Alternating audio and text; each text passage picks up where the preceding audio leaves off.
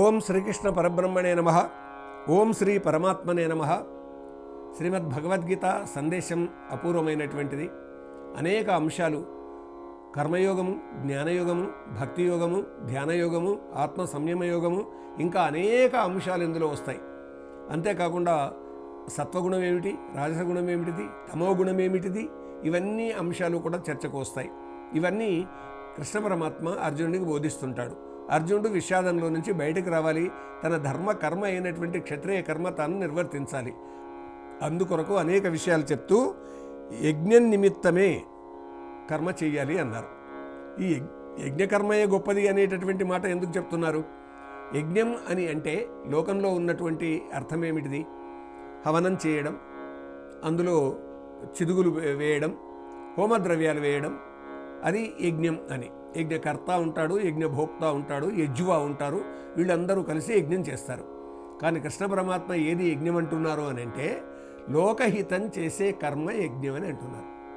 ఫలాసక్తి లేకుండా నాకే ఇది కావాలి, నేను చేసేటటువంటి కర్మ వల్ల వచ్చేటటువంటి ఫలితం నాకే చెందాలి అని కాకుండా ఇది అందరికీ చెందాలి, ఇది నాది కాదు అనేటటువంటి ఉద్దేశంతో నీ కర్మ నీవు చెయ్యి, అదే యజ్ఞకర్మ అవుతుంది అని అంటున్నారు కృష్ణ పరమాత్మ. అంటే యజ్ఞకర్మ అంటే 10 మందిది, దానివల్ల వచ్చేటటువంటి ఫలితం 10 మందిది. మామూలుగా హవనంతో యజ్ఞం చేసి ఉన్నా కానీ ఒక ప్రదేశంలో కూర్చొని చేసేటటువంటి సందర్భంలో అక్కడ యజ్వా ఉంటాడు, యజ్ఞం చేయించేటటువంటి ఆయన ఉంటాడు, యజ్ఞభోక్త ఉంటాడు, యజ్ఞకర్త ఉంటాడు, వీళ్ళందరూ ఉంటారు.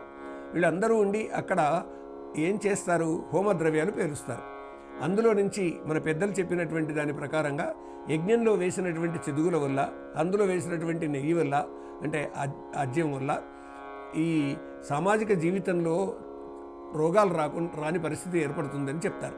ఎట్లాగా అని అంటే ఈ హోమద్రవ్యాల వల్ల వచ్చినటువంటి ఏ వేడి ఉందో, ఏ పొగ ఉందో అది గాలిలోకి పోతుంది. ఆ గాలిలోకి వెళ్ళినందువల్ల ఈ చెడు వాతావరణం నుంచి దూరమయ్యే అవకాశం ఉంది అని. సరే, అది ఎలా ఉన్నా కానీ ఇక్కడ శ్రీకృష్ణ పరమాత్మ అర్జునునితో చెప్తున్నటువంటి అంశం ఏంటంటే జనతా జనార్దనుని నిమిత్తం చేసే కర్మయే యజ్ఞం అనేటటువంటి విధంగా ఇలా అంటున్నాడు. యజ్ఞార్థాత్ కర్మణోన్యత్ర లోకోయం కర్మబంధన తదర్థం కర్మ కౌంతేయ ముక్త సంగ సమాచర. ఈ విధంగా కర్మయుగంలో చెప్తూ వస్తున్నారు కృష్ణ పరమాత్మ. పార్థయజ్ఞ సుకర్మ కంటెన్ మరో కర్మము లోక బంధమే కానఫలమున కాంక్షలేకయే యజ్ఞకర్మాన్నాచరించుము. కర్మఫలాన్ని కోరకుండా నీవు చేసేటటువంటి ఏదైతే ఉంటుందో అది యజ్ఞకర్మ కిందకే వస్తుంది. కాబట్టి నేనే జయించాలి, అవతల వాళ్ళు చావాలి, ఓడాలి అనేటటువంటి భావనతో కాకుండా నేను చేస్తున్నది ఇది న్యాయబద్ధమైనటువంటి కర్మ, శాస్త్రవిహితమైనటువంటి కర్మ, ఇది ధర్మకర్మ అనేటటువంటి ఉద్దేశంతో చెయ్యి. అలా చేస్తే ఆ యజ్ఞం ఏమవుతుందంటే అది జనతా నిమిత్తం చేసేదవుతుంది, జనతా జనార్దనుని నిమిత్తం చేసేదవుతుంది, నరునిలో ఉన్న నారాయణునికి చేసేటటువంటి సేవ అవుతుంది. కాబట్టి ఇంకా దానికి తప్ప మరో కర్మ చేసినట్టయితే అది లోకబంధం అవుతుంది.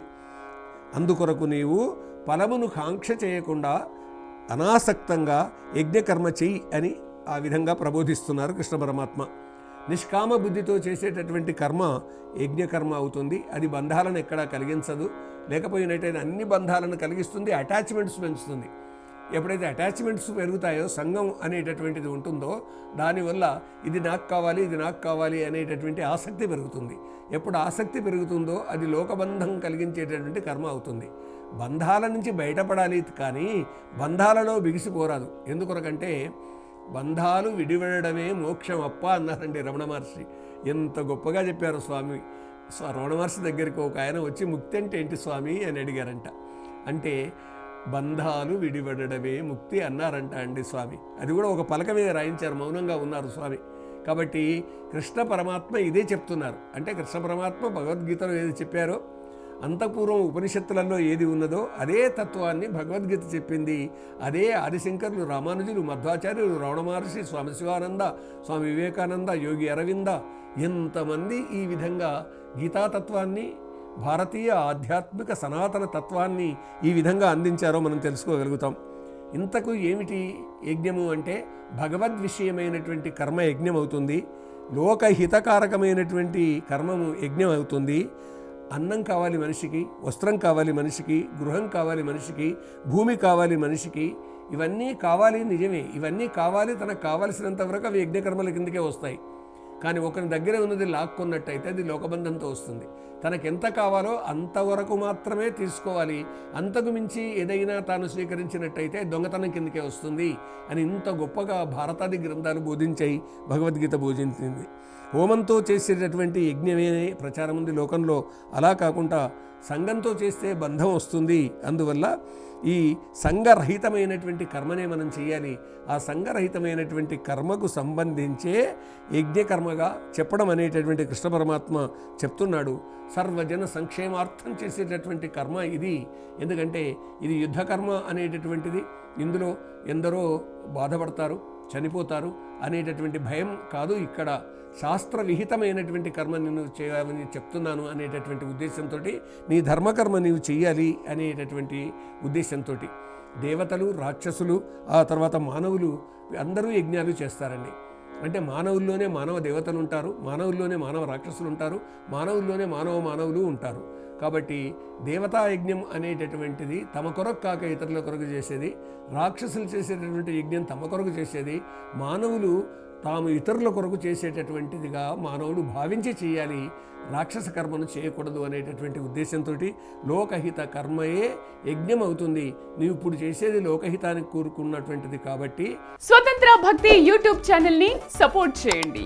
మీకు ఈ వీడియో నచ్చితే లైక్ చేయండి, మీ స్నేహితులకు, శ్రేయోభిలాషులకు షేర్ చేయండి, మీ అభిప్రాయాలను కామెంట్ చేయండి. సబ్స్క్రైబ్ చేయడం మాత్రం మర్చిపోకండి. స్వతంత్ర భక్తి YouTube channel. Please like, share and subscribe.